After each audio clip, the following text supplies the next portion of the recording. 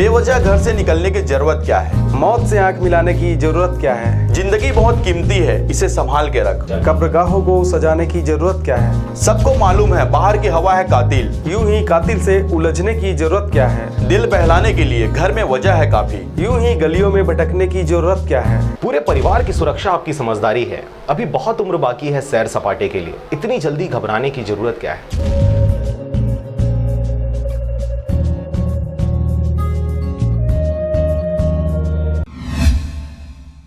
Raigarh collector Bhim Singh ने 21 जुलाई 2020 को गोधन न्याय योजना के तहत जिले में गौठानों में गोबर खरीदी के लिए समय निर्धारित किया है।